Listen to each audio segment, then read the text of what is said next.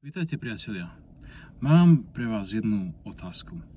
Ako môže človek s istotou vedieť, že je na správnej ceste?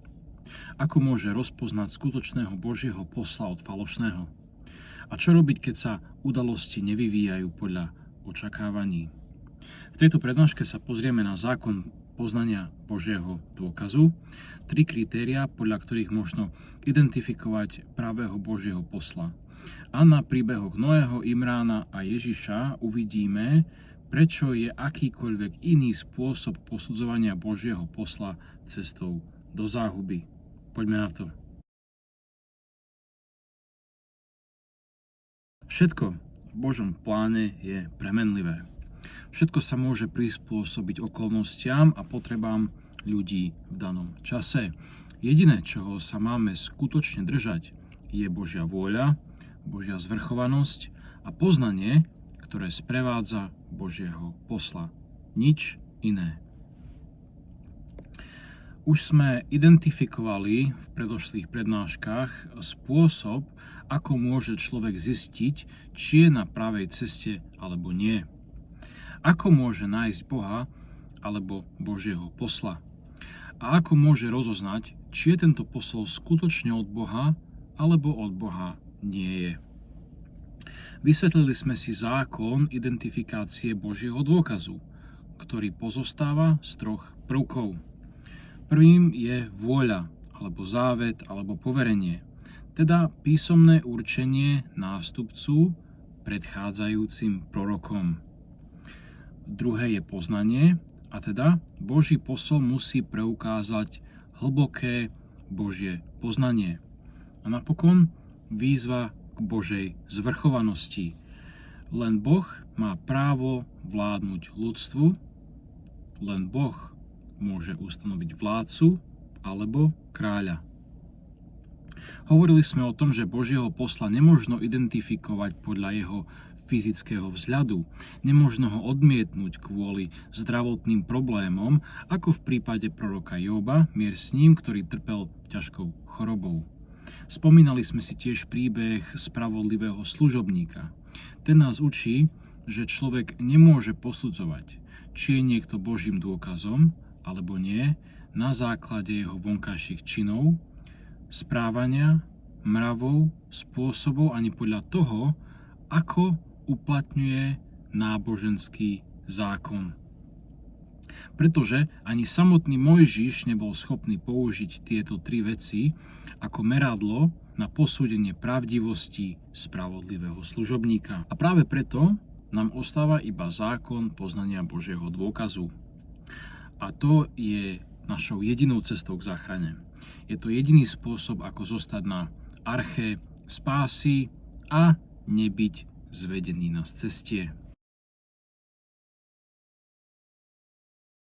Keď nájdeme osobu, ktorá spĺňa tieto kritériá, a teda poverenie, poznanie a výzvu k Božej zvrchovanosti, máme Božiu povinnosť s touto osobou zotrvať bez ohľadu na čokoľvek. Po tomto bode už nikdy nesmieme o tejto osobe pochybovať. Dôkaz o tom nachádzame v príbehoch prorokov a poslov.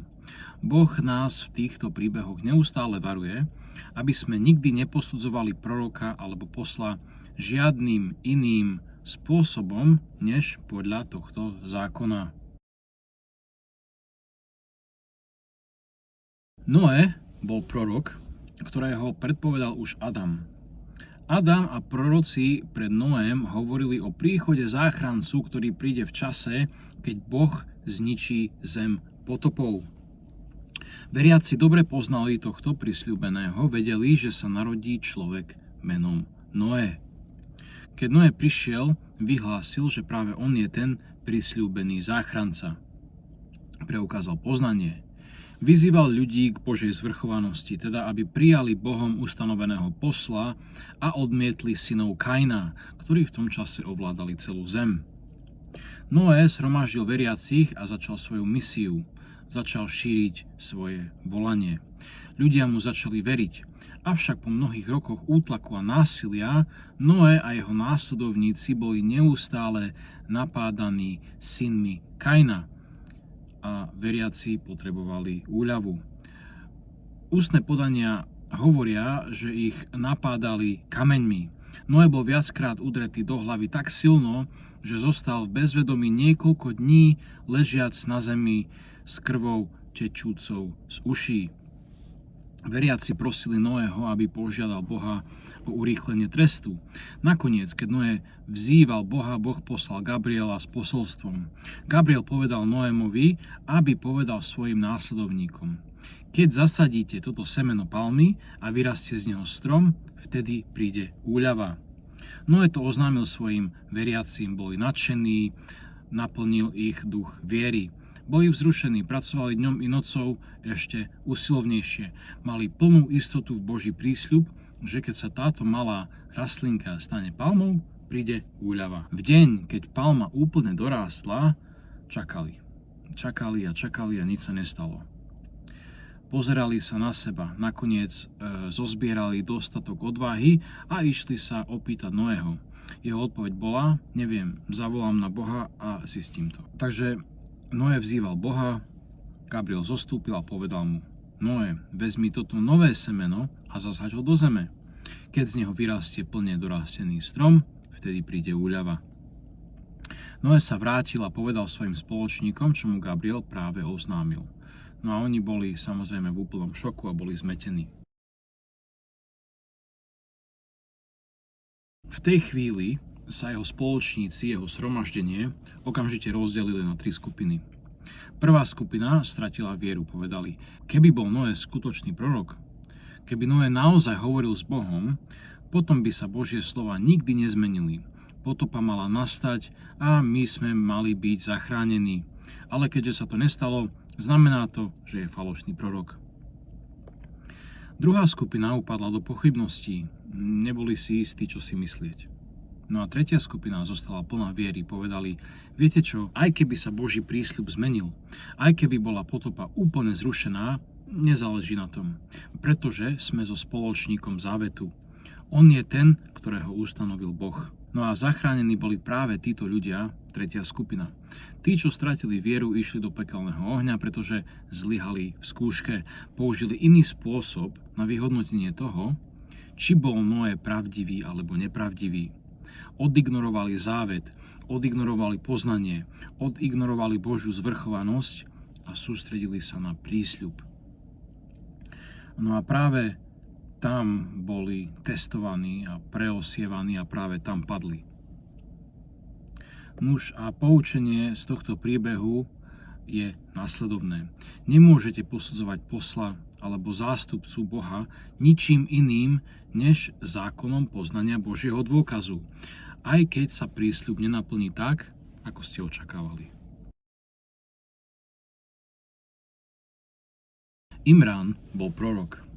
Bol starý otec Ježiša a otcom Márie. Bol prorokom, ktorý mal svoje zhromaždenie veriacich. Povedal svojmu zhromaždeniu, že mu Boh vnúkol, že sa mu narodí Mesiáš, prisľúbený záchranca Židov. Bol z toho nadšený. Izraelskí veriaci v neho boli samozrejme tiež nadšení. Mysleli si, že úľava je blízko. Mali istotu v Imrána, veľkého proroka. A predsa, keď jeho žena porodila, na prekvapenie všetkých sa narodilo dievčatko. Dokonca aj samotný Imrán bol prekvapený. Bolo to práve toto dievčatko, ktoré pomenoval Mária, ktoré vyrástlo a porodila Ježiša, sľúbeného Mesiáša, miera požehnania s ním. Preto Boží prísľub sa naplnil, len nie tak, ako očakávali. Nie v jeho synovi, ale v jeho vnukovi. Preto ústne tradície od Ahlul Bejt hovoria: ak povieme niečo o mužovi a to sa v ňom nenaplní, ale naplní sa to v jeho synovi alebo v synovi jeho syna, nepopierajte to. Božie prísľuby sa môžu naplniť spôsobmi, ktoré sú iné ako očakávania ľudí. No a toto bola ďalšia lekcia v Koráne, ktorá nás učí, že neexistuje iný spôsob, ako identifikovať Boží dôkaz, než prostredníctvom zákona. No a potom prichádzame k príbehu o Ježišovi, ktorý predstavuje jednu z najťažších skúšok, súžení, fitien, akými kedy nejaká skupina veriacich prešla. Ježiš vystúpil so svojou misiou vo veku 30 rokov.